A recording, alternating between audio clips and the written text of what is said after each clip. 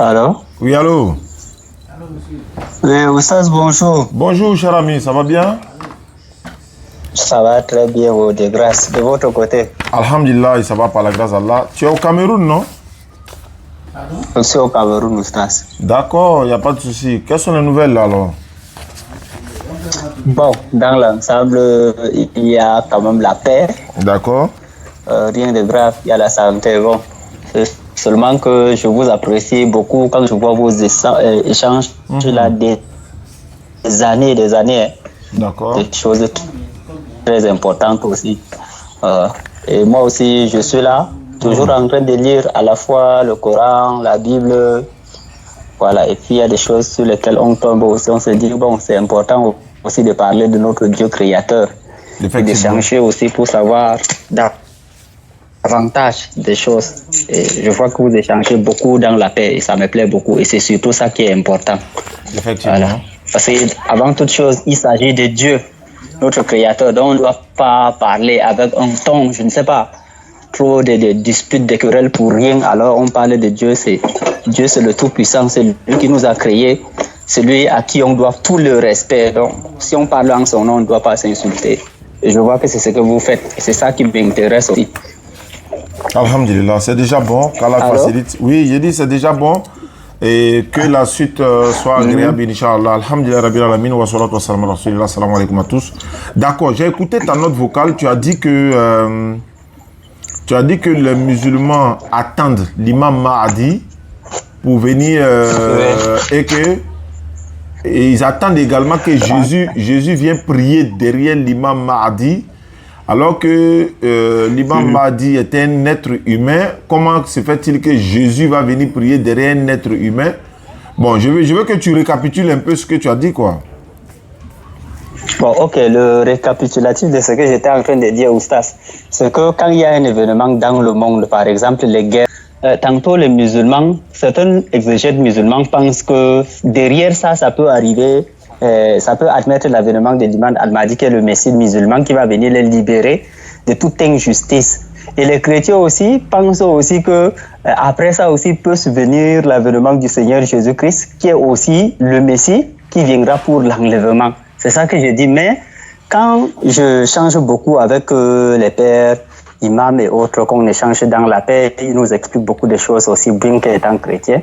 Mais ils disent que l'imam Al-Mahdi, quand il viendra, il va prier derrière le Seigneur Jésus-Christ.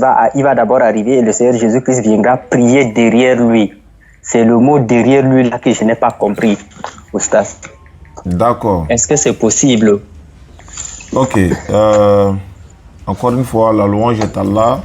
Qu'Allah nous donne la bonne compréhension, que la paix soit sur le prophète sallam ainsi que sa famille et tous ses compagnons. Derrière lui, mais attends, Jésus, avant de prier, même derrière l'imam Mahdi, il priait lui-même sur la terre ici. Donc, où est-ce qui est étonnant qu'il vienne prier derrière l'imam Mahdi? Parce qu'il est musulman, donc c'est normal, il n'est pas chrétien. Hein? Il priait de la même manière qu'il priait sur la terre ici, là. C'est comme ça qu'il va prier. Voilà, donc c'est pas une surprise, c'est pas quelque chose d'étonnant. Il priait d'abord, il se prosternait. Donc s'il doit prier derrière l'imam Mahdi, mais où est le souci? Et en plus de ça, tu as parlé du Seigneur Jésus. Bon, oui, comme dans la Bible, il y a beaucoup de seigneurs, cela ne m'étonne pas. Même Abraham aussi est appelé Seigneur, Isaac est appelé Seigneur, il y a un jardinier qui est appelé Seigneur. Tu es au continent. Tu es dans le continent. Je suis au continent. Voilà, il n'y a pas de souci, d'accord. Donc, comme je le disais, je veux dire, le fait que Jésus vienne prier derrière l'imam Mahdi, ce n'est pas un problème. Maintenant, moi, je ne sais pas à quoi ça... Et puis, tu as dit que nous, dans la note vocale, tu as dit que nous, musulmans, nous attendons le retour de l'imam Mahdi. Nous n'attendons personne. Les musulmans n'attendent personne. Ça, il faut que tu le saches. C'est les chrétiens qui attendent Jésus, comme tu l'as dit, pour l'enlèvement. Mais Jésus même a dit qu'il va les régner et tous au jour de... Ceux qui vont lui dire Seigneur, bien sûr. Donc, il va leur dire qu'il ne les connaît pas. Mais ça, on va y arriver là-bas. Donc, je répète encore, le prophète alayhi salatu wassalam est venu nous parler de l'islam, il nous a prêché les bonnes conduites, le bon comportement. Nous les avons déjà, il a parachevé l'islam, donc nous, on n'attend plus personne. Voilà, donc que Jésus, son retour fait partie des 10 grands signes majeurs de la fin des temps, mais ce n'est pas le retour de Jésus qu'on en attend. On n'attend personne en fait. Et comme tous les prophètes étaient musulmans, donc si un prophète vient prier un autre derrière un guide, c'est comme par exemple quand le prophète sallallahu alayhi wa sallam a fait l'ascension, il est dit dans Tafsir Ibn Kassir que tous les prophètes ont prié derrière lui à Jérusalem avant qu'il fasse l'ascension. Mais ils ont prié derrière lui. Comment? Allah les ramène dans leur chair. Allah les ramène encore dans leur chair. Donc, quand tu vois cela, ça n'étonne pas quelqu'un qui connaît la spiritualité. C'est comme par exemple dans la Bible, on dit non, Abraham était dans le séjour des morts et puis Lazare était avec lui. Mais quand Jésus rapportait les faits, Abraham est mort, non? Mais il parlait. Abraham est mort, mais il parlait dans le récit qu'il a dit. Et de deux, dans Matthieu chapitre 17, Jésus, lors de la transfiguration, on dit Moïse et Élie sont descendus pour le fortifier. Mais Moïse est mort, Élie est mort. Mais pourquoi ils sont descendus encore pour le fortifier? Matthieu chapitre 17. Donc vous comprenez que c'est pourquoi Allah dit dans le Coran, les prophètes ne sont pas... C'est-à-dire que ceux... comment on appelle ça? Voilà. Ne pensez pas que ceux qui sont morts dans la voie d'Allah, qu'ils sont morts, ils ne sont pas morts, mais ils sont vivants auprès d'Allah. Mais nous, on ne le sait pas.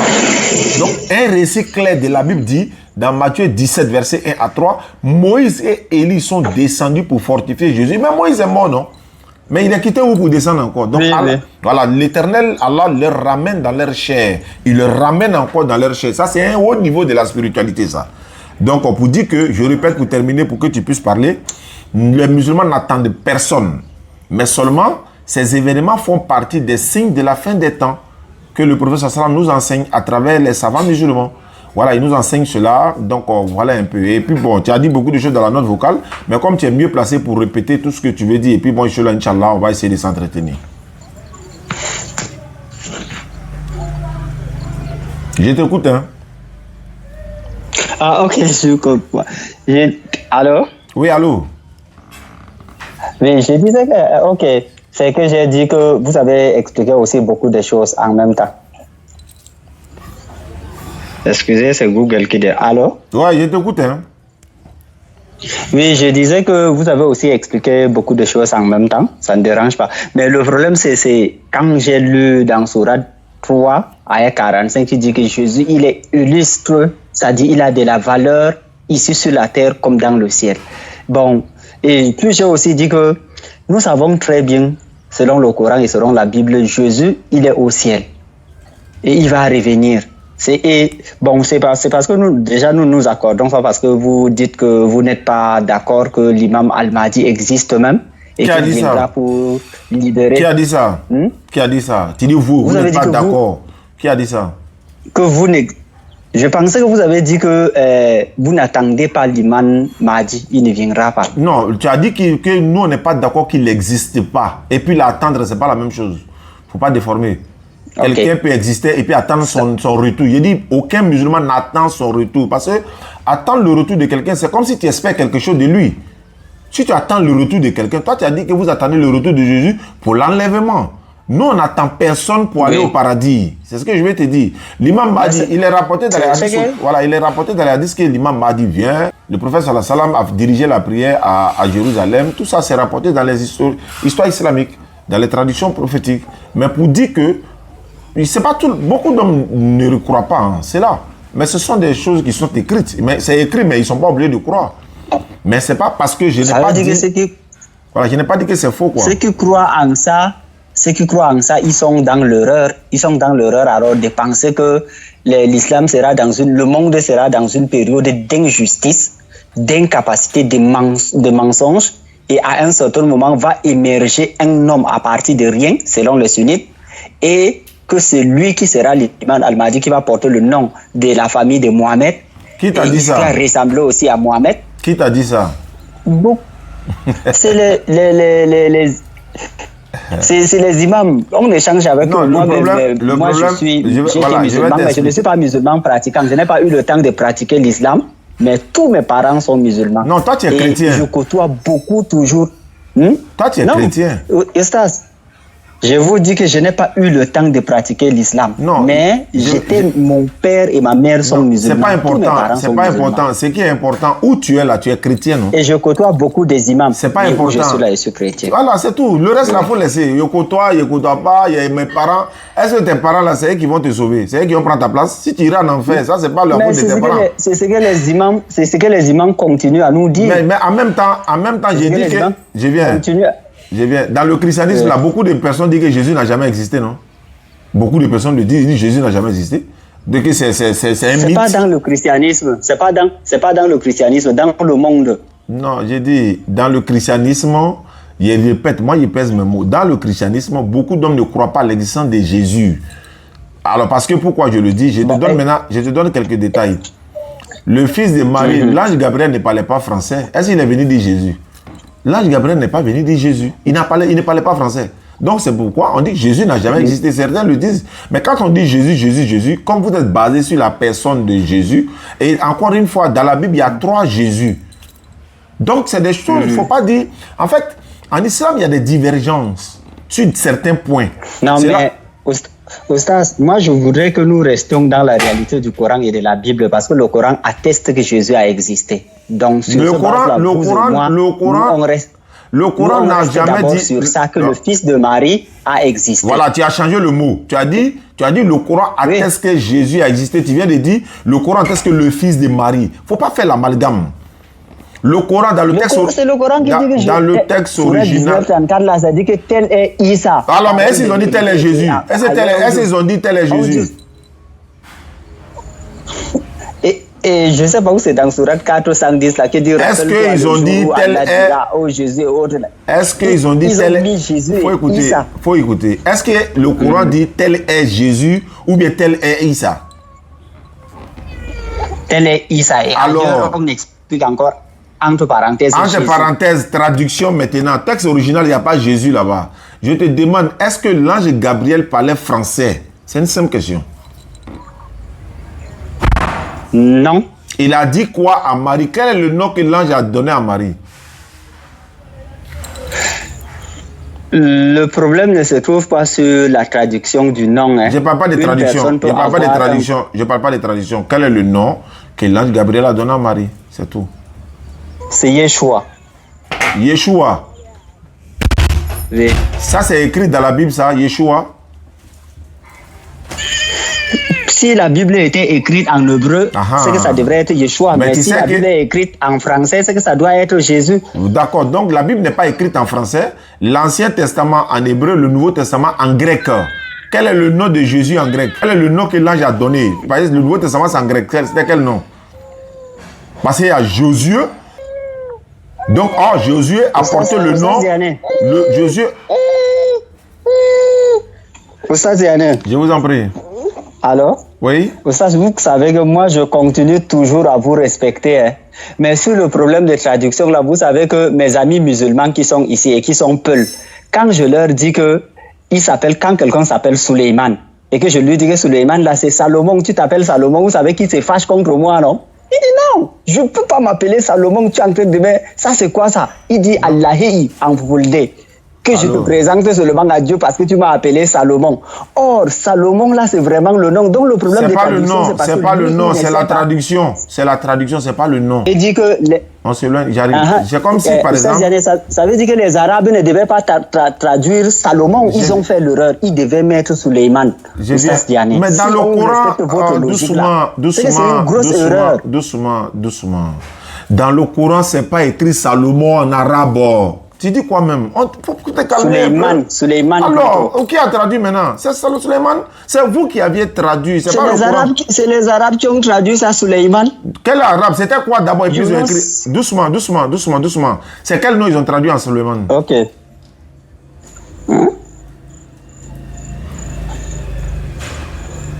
Salomon. Salomon, c'est en français ou bien c'est en quoi? C'est en français, mais le nom en grec, ce n'est pas Suleiman. Non, je ne parle pas de... Doucement.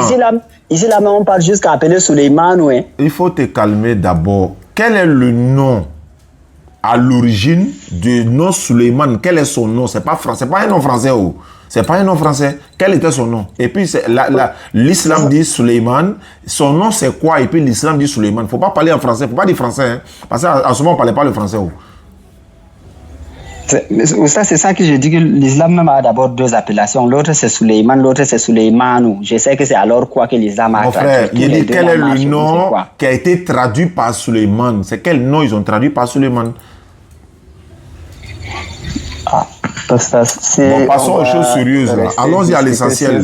Comme tu es chrétien, tu t'intéresses certes aux sources islamiques, mais ça m'intéresse ça. Moi, je veux savoir quelque chose. Le christianisme vient de Dieu ou bien des hommes? Ça vient de Dieu. Donne la preuve. Oustaz Ziane, on n'a pas fini avec autre chose. Écoutez un peu. Donc, je te pose une question. On sait qu'il y a une personne qui a existé. Je te pose une question. Je te pose la question. Le sujet d'aujourd'hui, c'est quoi? Tu m'as appelé là, c'est pourquoi exactement? Le sujet d'aujourd'hui, c'était tout simplement comment une personne qui est illustre, qui a de la valeur au ciel, quand il va revenir sur la terre, c'est une personne qui s'est élevée de la terre, qu'il va prier derrière cette personne-là. Pourquoi on laisse la personne qui vient du ciel derrière une personne qui est sur la terre? D'accord. Alors que le Coran dit qu'il a de la valeur partout. C'était là-bas que je n'ai pas compris. Et c'est là-bas que moi je pense je vais t'expliquer. Que si c'est comme ça, c'est que oui. Le Coran dit, il y a une sourate 3:45 que tu as lu, illustre ici-bas et dans l'au-delà. La suite dit, et l'un des rapprochés d'Allah, il est l'un des rapprochés parmi les rapprochés. Donc il y en a beaucoup de rapprochés. Donc l'un des rapprochés d'Allah, ça fait 1, 2. Toi, tu dis comment quelqu'un qui quitte au ciel. Jésus n'est pas quitté au ciel. Il a été accouché par Marie. Il n'est pas quitté au ciel. Il ne faut pas dire des choses que tu ne connais peut-être pas ou bien tu veux savoir, on va t'expliquer. Il n'y a pas un verset qui dit que Jésus est quitté au ciel. Dans la Bible comme dans le Coran. C'est le Coran qui le dit. Sinon, on devait dire l'homme d'éloigné d'Allah. Donne le verset qui dit qu'il est quitté au ciel. L'un de rapproché. Donne le verset qui dit qu'il est quitté au ciel. Jean 3:13. Personne n'est monté au ciel si ce n'est celui qui est descendu du ciel, le Fils de l'homme qui est dans le ciel. Très bien, ne quitte pas. La Bible dit personne n'est monté au ciel, non? Je vais te prendre Hébreux 11:5. On va voir quelque chose.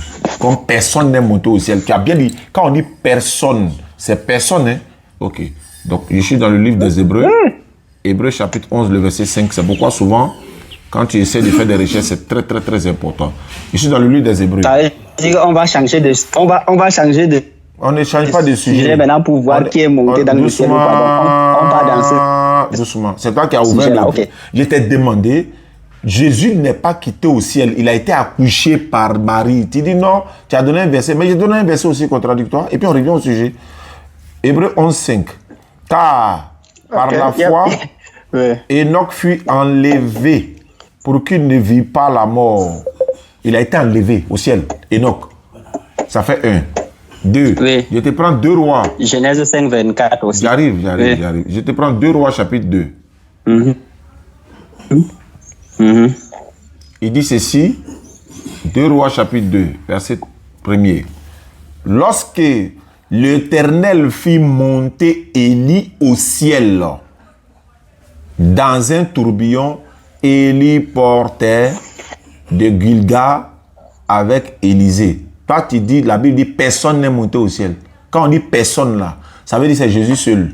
Sinon, celui qui est descendu seul, le Fils de l'homme qui est dans les cieux. On dit ici, l'Éternel, lorsque l'Éternel fut monté Élie au ciel. Personne n'est monté au ciel, lui, il n'y a rien qui est monté. Ok, vous voulez que je vous réponde un peu? La question que j'ai posée simplement, personne n'est monté au ciel ou bien il y a d'autres qui sont montés au ciel? C'est tout ce que je veux savoir. Est-ce que vous me permettez ne serait-ce qu'une minute pour que je parle seulement par rapport à ça? Ouais, d'abord, oui. Voilà. Quelqu'un est monté au ciel. D'accord, c'est tout ce que je voulais savoir. Donc, oui. Continue maintenant. Il faut d'abord être d'accord.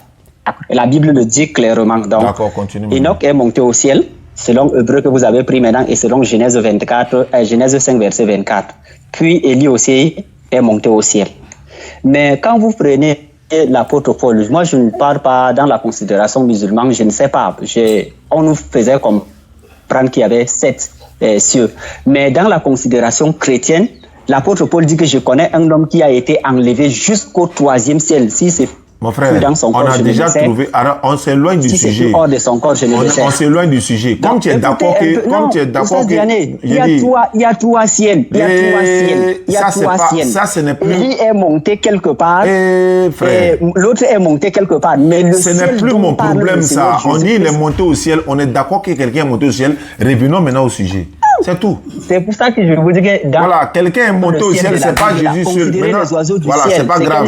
C'est pas grave. Considérez les oiseaux du ciel, c'est quel ciel? Non, c'est pas grave. Maintenant, le ciel là où les astres sont, voilà. c'est quel ciel? C'est pas grave. Et aussi, le ciel là où Dieu s'est trouvé, c'est quel ciel? Maintenant, c'est pas grave. Il dit c'est pas grave. Quand on est d'accord déjà que quelqu'un est monté au ciel à part de Jésus, si c'est le ciel de Dieu là, Enoch ne sont pas montés là-bas. Enoch là, c'est pas grave. C'est pas grave. C'est pas grave. Enoch là, Enoch et Élie là.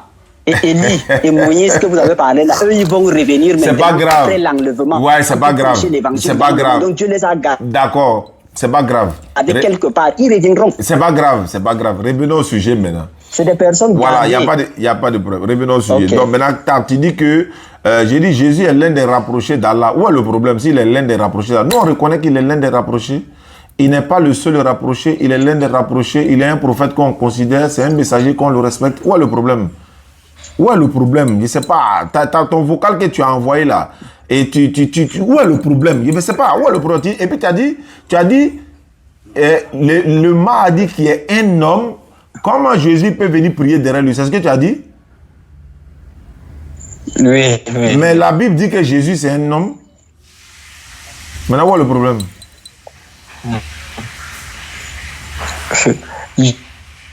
Jésus c'est un homme. On ne dit pas notre homme encore est monté au ciel. Même le Coran dit que Jésus a été enlevé par Allah au ciel. J'ai dit Jésus c'est un homme. Pas le fait qu'on dit que pourquoi quand je te pose question tu fuis? Pourquoi tu n'es même pas mort?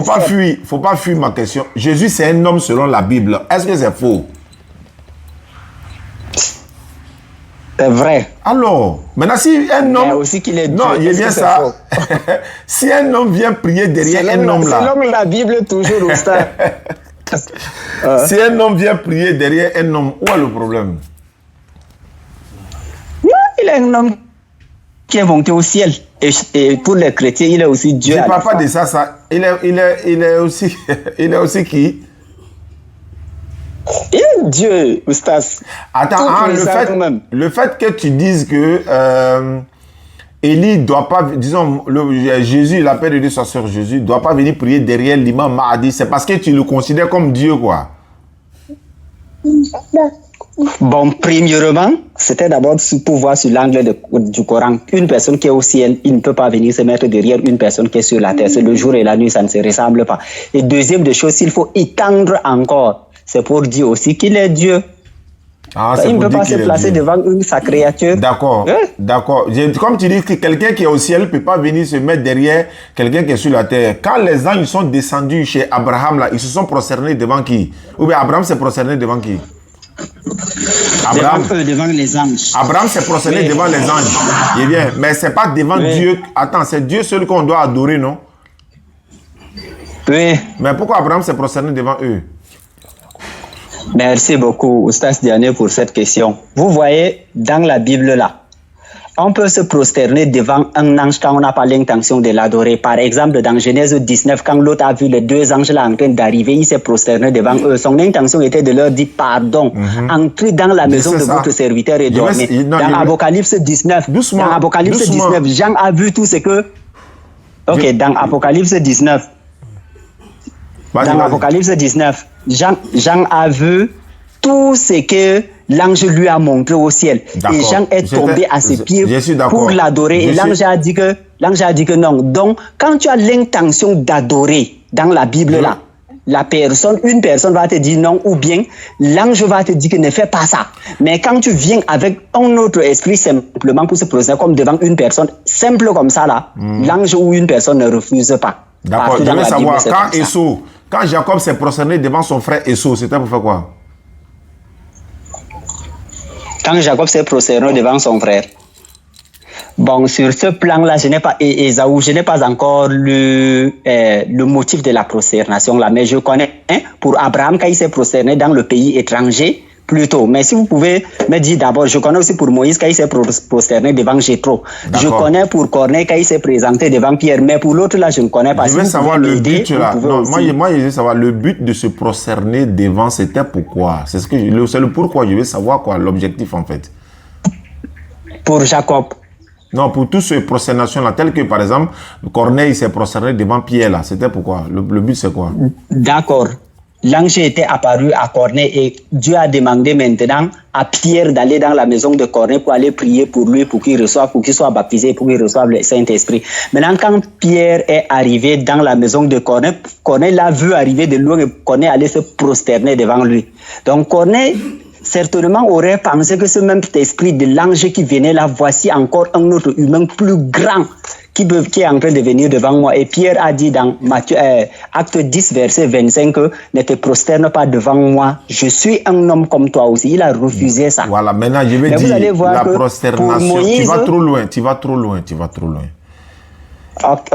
Ils se sont prosternés devant eux. Est-ce que c'est pour l'adorer ou bien c'est un signe de respect?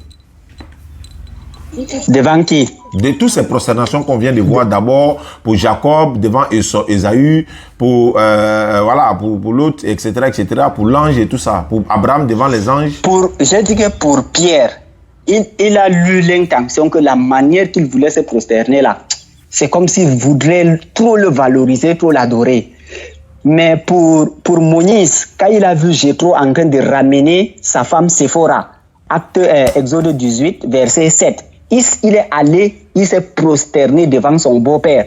Pourquoi? À cause de la joie seulement que son beau-père a accepté de ramener sa femme. Il n'y avait pas eu une autre intention. C'est que je voulais savoir. Seulement selon leur esprit, eux, ils savent. À tel moment, je veux savoir, est-ce que c'était pour adorer ou bien pour prier ces personnes-là? Je vais utiliser le mot prier. Est-ce que c'était pour prier ces personnes-là? Pour le cas de Moïse, ce n'était pas pour prier cette personne. Pour Esaü, c'était pourquoi? Est-ce que c'était pour prier son frère? Pour Esaü, pour ça, je dis que c'est le seul cas que je n'ai pas encore bien compris le motif. Et ça, et pour Corneille, si vous avez lu, vous pouvez m'expliquer le contexte. J'arrive. Et pour Corneille, là, c'était pour adorer Pierre, pour le prier ou bien c'était pour un signe de respect? Pour Corneille, ça dépassait le signe de respect. Parce que récemment, il venait de recevoir l'ange. Est-ce que c'était Donc, c'était pour l'adorer. Il était là à adorer Pierre, quoi, comme une divinité. C'est pas comme une divinité, mais c'est comme quelque chose qu'on parle dans le catholicisme de prêter allégeance à une personne. Non, prêter allégeance et puis adorer, c'est pas la même chose. Prêter allégeance, on comprend français. Vous savez, c'est pas la même chose. Prêter allégeance à quelqu'un et puis l'adorer ou bien le prier, c'est pas la même chose. Il dit, il s'est prosterné devant lui. C'était pour l'adorer dans la prière, adoration, ou bien c'est un signe de respect? Non, ce n'était pas pour l'adoration. C'était un signe de respect, mais le respect là était trop. Ouais, c'est pas grave. Le respect là était trop exagéré. Voilà, quelle que soit l'exagération du respect, c'est pas pour l'adorer comme divinité. Maintenant, où je voulais t'amener là, on est arrivé maintenant. Quand Jésus s'est prosterné devant Dieu, c'était pour faire quoi? Quand Jésus s'est prosterné devant Dieu. Allô? Je suis là, c'est la question. Quand Jésus s'était prosterné devant Dieu, c'était pour apprendre aux disciples comment prier. C'est pas ce qui est écrit. Ce n'est pas ce qui est écrit. Alors, ce qui était écrit, c'était quoi? Luc 6, 12. Ouvre la Bible. Comme tu dis, tu as la Bible avec toi. Luc 6, 12. Ouvre. Nous connaissons déjà le contexte. Jésus était monté sur la montagne, même s'il ne maîtrise pas bien. Il a prié, il passa toute la nuit à prier. On dit, en ce temps-là, je vais bien paraphraser, je vais bien lire. Comme tu connais, tu ne veux pas lire, mais je vais lire quand même. En ce temps-là, je n'ai pas lu. Voilà, en ce temps-là, Jésus s'est rendu sur la montagne. L'objectif, c'est quoi? Pour prier. Et il a passé toute la nuit à prier Dieu. Corneille s'est prosterné devant Pierre. Ils n'ont pas dit pour le prier. Esaü, Jacob s'est prosterné devant Esaü. On n'a pas précisé pour le prier. Les autres prosternations, on n'a pas mis là-bas pour le prier. Pour Jésus, ils ont précisé. Il a passé toute la nuit à prier Dieu. Prier Dieu veut dire quoi? Lui adresser un vœu. Un culte, une adoration. Oui. Donc Jésus adorait Dieu. Bien, j'aime beaucoup cette question. Ce que je voudrais dire à tout un chacun, c'est que nous ne perdons pas de vue que nous sommes doublés de nature. L'homme est corps et esprit. Donc, il y a des fois où vous restez, vous dites que, mais excusez-moi de prononcer votre nom, mais je vais prononcer quand même Oustas Diané. Ou vous restez, bon, je prends mon nom, moi je m'appelle Yakoubou. Ou je reste, je dis, mais Yakoubou, va même chercher de l'eau, tu bois, va te chercher de l'eau, tu bois. C'est qui, quel est le moi qui est dans moi et qui parle encore à moi? Pourquoi on dit que la nuit porte conseil? Quelqu'un dort, il réfléchit. Une idée dit que fais ça, l'autre dit que ne fais pas ça. Après dit que va faire telle chose comme ça. Nous sommes doublés de nature. Nous sommes d'abord corps et nous sommes aussi esprit. Donc, le Seigneur Jésus-Christ ne s'adresse à personne. C'est comme on peut voir dans Zacharie, chapitre 3. Il s'adresse à personne. Qui a dit ça? C'est toi qui as dit ça ou bien c'est la Bible qui dit ça? Non, je dis c'est Zacharie chapitre 3, verset 1 à 3. Tu dis Jésus s'adresse à personne. J'ai vu Josué se tenant devant l'Éternel et l'Éternel dit à Satan que l'Éternel te réprime, Satan, lui qui a choisi Jérusalem, que l'Éternel te réprime. Tu dis Jésus s'adresse à personne. Non, il ne faut pas fuir là. Reviens, tu dis Jésus s'adresse à personne. C'est selon toi ou selon la Bible? Je dis, c'est selon moi. Voilà. Aussi. C'est d'abord. Si c'est selon toi, il n'y a pas de problème. Sinon, dans la Bible, on dit Jésus s'adresse. Si vous avez des compléments, qu'est-ce que c'est? Voilà, dans la Bible, je te donne le verset maintenant. Dans Matthieu 27, 46, on dit Jésus leva la voix, il s'adresse à Dieu. Il dit Elai, Elai, lama sabachthani, ce qui veut dire mon Dieu, pourquoi m'as-tu abandonné? Il s'adresse à quelqu'un. Il ne s'adresse pas jamais à lui-même. Il ne faut pas dire ça. Voilà pourquoi il demande. C'est selon toi. Parce que vous avez un autre livre dans votre tête, comme Écran le Père et Patriote dit. Il dit la plupart, il y a certains chrétiens qui ont un autre document à l'intérieur de leur tête, qui lisent que nous on ne voit pas, alors qu'il y a ce que nous on lit ici. Qu'est-ce que ça veut dire? Tu viens de dire tout à l'heure, il s'adresse à lui-même, alors que la Bible dit clairement qu'il s'adressait à Dieu. Donc le livre que toi tu lis là, ça c'est où? C'est où? Où il s'adresse à lui-même là? Ça c'est où? C'est pour ça que je dis que c'est parce que nous avons compris ça. Quand vous prenez Zacharie 3, verset 1 à 3, quand le Seigneur dit à Satan, l'Éternel dit à Satan que Satan te réprime.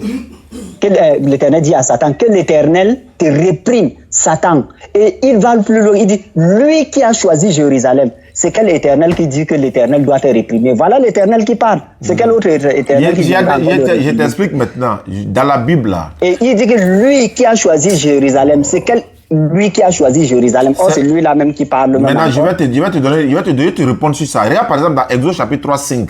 Il dit Exode 3, 5. Exode 3, 13 à 14. Il a dit ceci.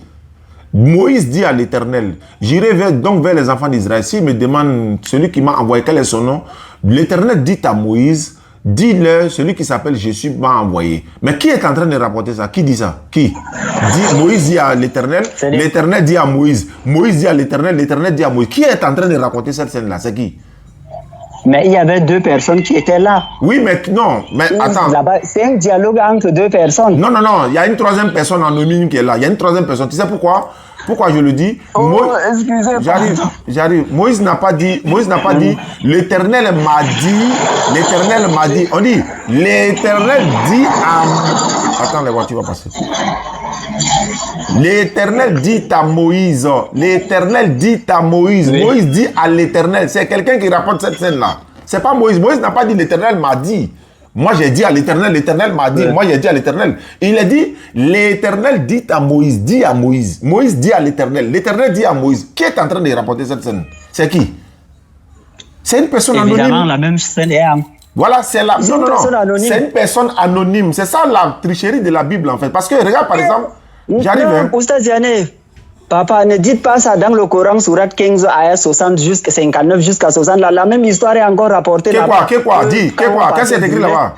Quand on parle, je ne sais pas si c'est surat 15 à partir de verset 59 à 60 ou c'est quelle surat, mais je sais quand même qu'il y a une histoire qui est racontée dans le Coran que quand on parlait brûler Sodome et Gomorrhe, Allah était venu et Allah les a appelés au milieu du feu, Allah a fait ceci. C'est la même histoire qui a... Non, c'est pas la même histoire. C'est pas la même histoire. C'est le prophète qui rapporte ça. C'est le prophète Muhammad sallallahu alayhi wa sallam qui rapporte cela.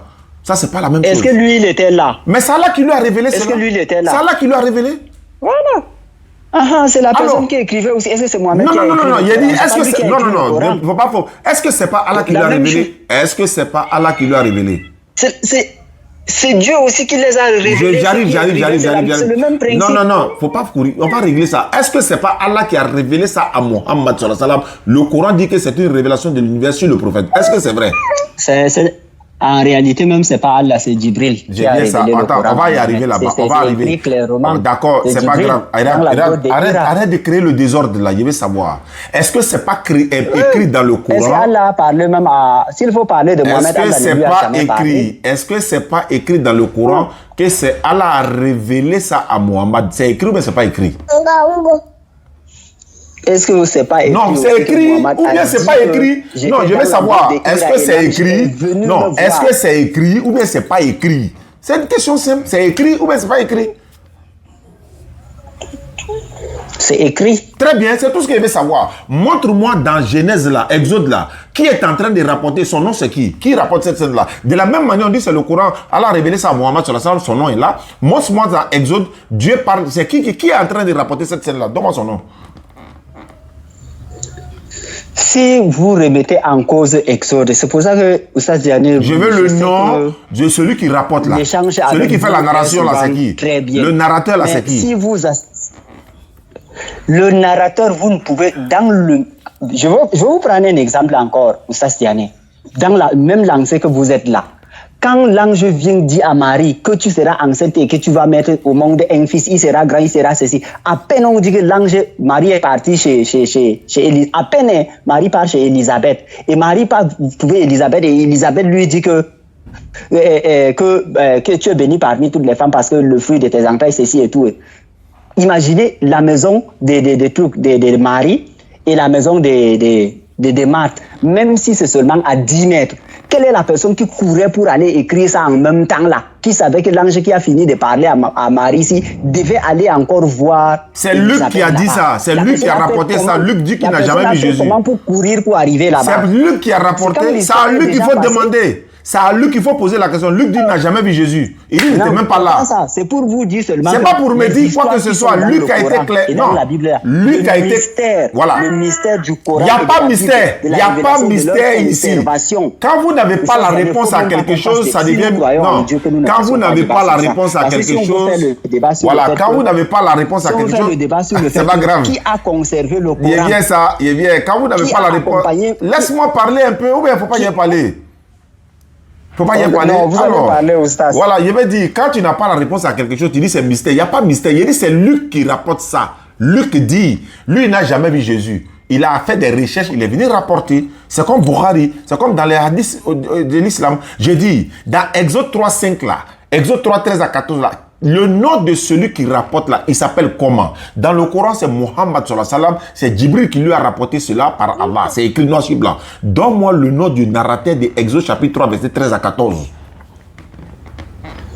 Ça, je vais vous poser la même question aussi dans les hadiths 232. On est dans le Coran. Moi, je ne suis pas dans les hadiths. Moi, je suis dans le Coran. Non. Qui est allé voir ce qui s'est passé entre Aïcha et Mohamed? J'ai dit, je suis dans le Coran. Je ne suis pas dans hadith. Je suis dans le Coran. Moi, je ne suis pas dans hadith. Donne-moi le nom du narrateur de Exode chapitre 3, 13 à 14. Le nom du narrateur. C'est Dieu lui-même. C'est pas Dieu. J'ai lu le texte. Voilà. Pourquoi il dit c'est pas Dieu? Si vous êtes d'accord. Je vais lire. Attends, je vais lire. C'est Moïse qui a écrit. C'est pas Moïse qui a écrit. C'est pas Moïse qui a écrit. Qui a écrit alors Oustaz Diané? Voilà pourquoi. Aidez-moi. Venez apprendre. On va vous enseigner avec la grâce d'Allah. Je vais vous donner l'exemple maintenant. Je vais te montrer que ce n'est pas Moïse. J'y arrive. Exode chapitre 3, verset 13. Moïse dit à l'Éternel. Ce n'est pas Moïse qui a dit ça.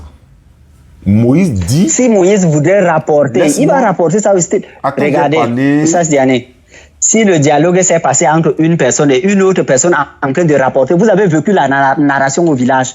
Nous faisons tous la narration de la discipline. Surtout la narration. Vous avez vécu la narration. Les choses, pourquoi vous savez que je suis en train d'expliquer quelque chose, vous voulez maintenant dire que non? Vous allez lire. Si vous avez vécu quelque chose, on vous demande de narrer cette chose-là. Est-ce que vous allez narrer cette chose-là comme si c'était la personne qui faisait ça? Vous allez dire que non, telle personne a dit l'autre. Si c'est moi-même, je vais faire la narration comme c'est. Si c'est moi, je vais écrire que j'ai dit. Je vais te montrer un exemple dans la Bible. Comme tu veux pas que je lise là, je vais te montrer un exemple dans la Bible. Regarde ici. Je prends le livre de Jérémie. Regardez, suivez ce qui va se passer. Regarde Jérémie chapitre 1. Regardez Jérémie. La parole de l'Éternel me fut adressée. Tu vois ce que dans Jérémie chapitre 1, 4. La parole de l'Éternel me fut adressée en ces mots. Avant que je t'eusse formé dans le ventre de ta mère, je te connaissais, etc. Et je répondis à l'Éternel. Oh Seigneur, l'Éternel, voici. Voilà, il dit, j'ai répondu à l'Éternel. On n'a pas dit, et Jérémie a répondu à l'Éternel. Quelqu'un n'a pas dit ça. Là, c'est dialogue direct. Maintenant, je retourne dans Exode. Exode chapitre 3, 13. Dieu dit à Moïse. Moïse dit à Dieu, il dit, c'est pas Moïse lui-même qui dit ça, c'est quelqu'un d'autre. Quel est le nom de cette personne? Je suis à la page. Exode chapitre 3, verset 13 à 14. C'est qui? Je veux le nom, c'est tout ce que je veux savoir. Donc je fais la lecture. Exode chapitre 3. Moïse dit à Dieu. Attends, je vais lire. Moïse dit à Dieu, j'irai donc vers les enfants d'Israël.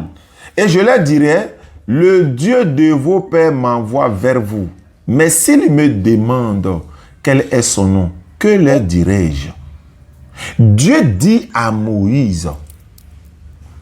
Dieu a dit à Moïse. Qui a dit que Dieu a dit à Moïse? Qui a dit ça? Oustaz Diané. Réponds au moins à la question. Pourquoi vous faites ça, Oustaz Diané? Mais on te pose question, tu ne peux pas répondre. Oustaz Diané, pourquoi vous faites ça? Je fais ça parce que tu ne peux pas tricher avec les Écritures. C'est ça le problème. Non, Oustaz Diané ne parle pas de ça. Si c'est comme ça, moi je peux vous attribuer les mêmes mots aussi parce qu'à Jérémie 1 que vous avez pris maintenant, quand Jérémie a dit que la parole de Dieu me fit adresser en ce mot, vous avez vu que vous n'avez pas continué parce que devant là, qu'est-ce qui se passe? On dit que l'Éternel dit que avant que je ne t'eusse formé dans le ventre de ta mère, je te connaissais. Il dit, Jérémie dit, la parole de Dieu me fut adressée en ce mot. Me fut, ça veut dire quoi? Quand il dit, la parole de Dieu me fut adressée, ça veut dire quoi? Mon téléphone s'éteint déjà, Oustaz Diané, je vous assure. Arrivé là, ton téléphone s'éteint. Ah, c'est arrivé ici, là, ton téléphone s'éteint. Il n'y a pas de problème, ça n'a qu'à s'éteindre. Oustaz Diané, je vais vous appeler. D'accord. Il n'y a pas de problème. Merci beaucoup. J'aime souvent échanger avec vous. Non, ça, si vous avez le temps. Oui, ça me fait plaisir également. Ça me fait plaisir également. Le continent. Donc, on vous souhaite bonne chance. Merci. La grande Côte d'Ivoire, le pays des rêves. Ah, mais quand vous êtes venu en Côte d'Ivoire, venez regarder la Coupe d'Afrique là. Vous avez vu que vous avez cessé le feu. Vous avez cessé le feu sur le pays.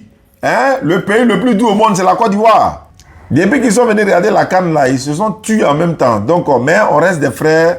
Côte d'Ivoire et tous les autres pays du monde, nous sommes des frères et la fraternité règne éternellement, Inch'Allah. Et c'est ce qu'on souhaite, la paix en Côte d'Ivoire, la paix dans tous les pays du monde.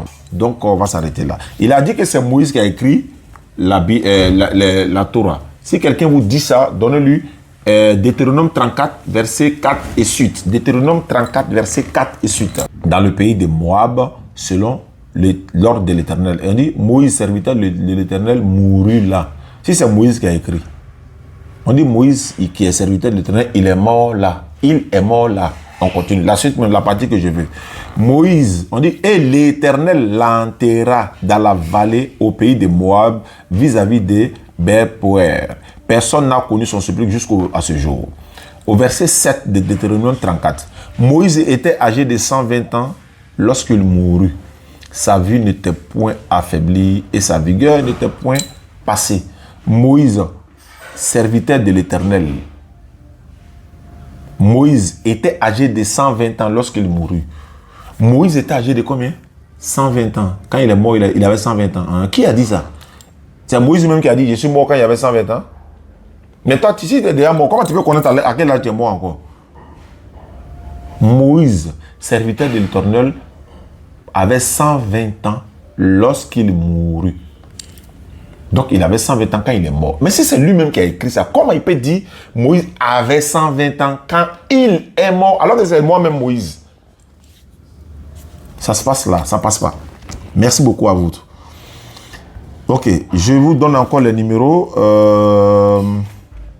Il dit quoi? Gueux Ange, il est chrétien depuis 34 ans. Il est actuellement dans un campement avec un pasteur. Il dit avoir beaucoup de révélations à faire sur son sujet et qu'il souhaiterait devenir musulman. Mais bon, je ne sais pas si c'est un WhatsApp. D'accord, je vais voir si c'est un WhatsApp. Ah, le WhatsApp est sorti. On va l'appeler pour voir. Ah. Voilà, ceux qui veulent participer aux 15 personnes. Oh, il n'est pas connecté. Aux 15 personnes, les 15 personnes pour faire le puits château. Vous êtes priés de nous contacter et puis voilà, on va vous inscrire parmi les 15. 05 94 87 58 58, c'est le numéro. 05 94 87 58 58. Côte d'Ivoire, c'est 225. Vous pouvez nous contacter pour participer. On a besoin de 15 personnes pour réaliser un puits château. Après les 15 personnes, on va étaler encore sur 15 autres personnes. Allô, salam alaikum, mami, ça va bien? J'essaie de l'appeler sur WhatsApp, il n'est pas connecté, donc appelle-le directement avec appel normal. Dis-lui de se connecter que j'essaie de le joindre. Ok, famille, on va s'arrêter là. Je répète le numéro 05 94 87 58 58. C'est le numéro que vous pouvez me contacter sur WhatsApp pour ceux qui veulent participer aux 15 personnes pour réaliser un puits. Ou bien si vous voulez faire ça individuellement, contactez-nous. Ceux qui ont des vêtements également qui ne portent pas, qui veulent offrir, vous nous envoyez. Vous vous rassemblez chaussures, vêtements, jouets, tout ça là, vous envoyez. On va les offrir partout où on ira pour réaliser les puits, dans les villages, dans les campements. On va offrir ça aux villageois, ça va les faire plaisir et vous aurez des récompenses, Inch'Allah. Barakallahu fikum. Wassalamu alaikum wa rahmatullahi.